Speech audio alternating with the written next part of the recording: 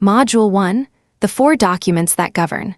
Climate finance for a multilateral development bank project is not decided by judgment. It is decided by 4 documents. Naming them and knowing which one answers which question is the whole of this module. The first is the Common Principles for Climate Mitigation Finance Tracking. The version in force is version 4, dated the 5th of December, 2023. It is 71 pages. It decides one thing, whether a mitigation activity is eligible.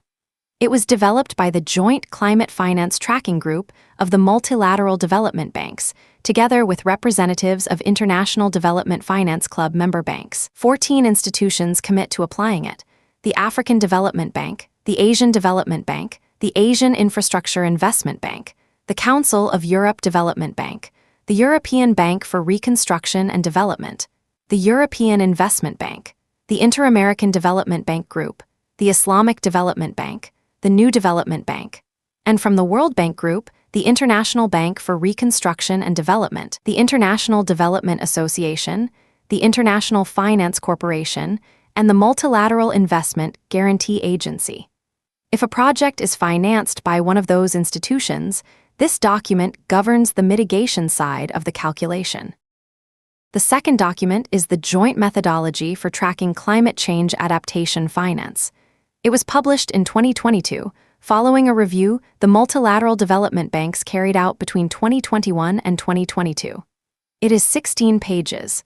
It decides whether an adaptation activity is eligible and how much of its finance may be counted.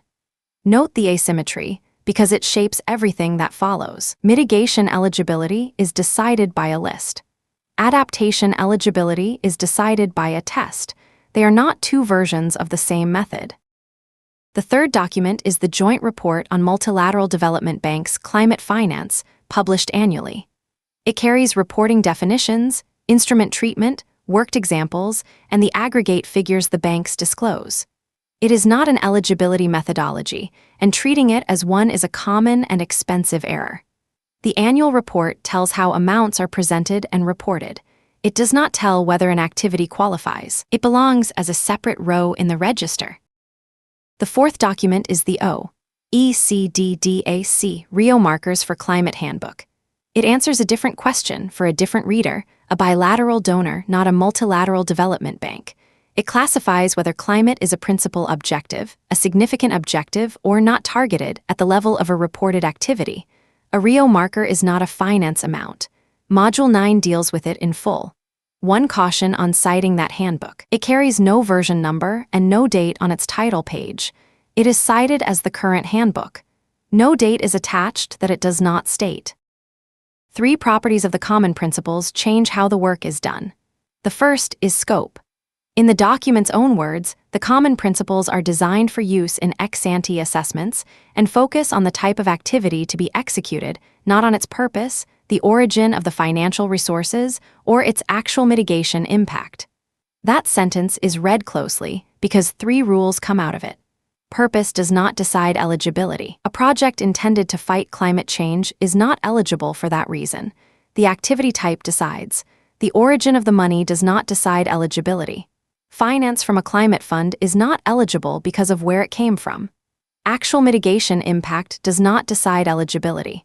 This is the one that surprises people. The classification is ex-ante and activity-based.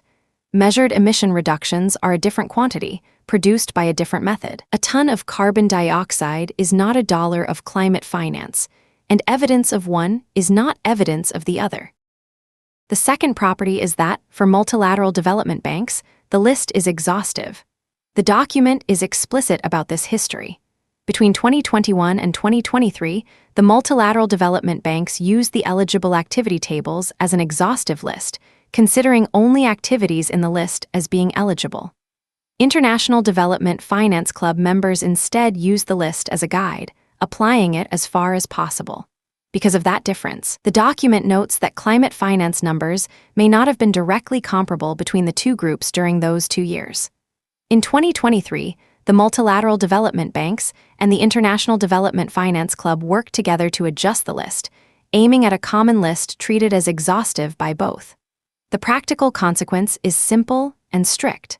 If an activity is not in tables 2 to 12, it is not eligible mitigation finance for multilateral development bank reporting. Not probably not. Not unless it is clearly beneficial. It is not eligible. The task is to find the row, not to argue the case. The third property is that no fixed quantitative thresholds are established. The document says so directly, recognizing that institutions may set thresholds according to their own mandates and circumstances, or apply thresholds set in other standards or taxonomies. That single sentence explains why a percentage used on one bank's project cannot be carried to another's. There is no universal threshold to carry. Where a criterion requires a benchmark, the benchmark comes from the reporting institution or from a standard it names. 2 dates belong in the register. The common principles state that a major review of the methodology will be completed by the end of 2026, and that version 4 captures only the minor adjustments made in 2023. The adaptation methodology describes its section on other financial instruments as an initial framework, with work continuing on guarantees, equity, and results-based financing. Parts of this method are settled, and parts are moving. Recording, which is part of a defensible assessment.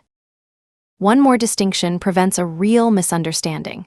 Committing to the common principles, the document says, does not exclude the financing of activities that are not compliant with their criteria. Eligibility for tracking and permission to finance are separate questions. An activity can be perfectly proper to finance and still count as zero climate finance. Reporting zero is not a criticism of the project. Before any calculation, a register is built with 1 row per document, the exact title, the version or publication date, the official source, the date it was checked, and which output it governs.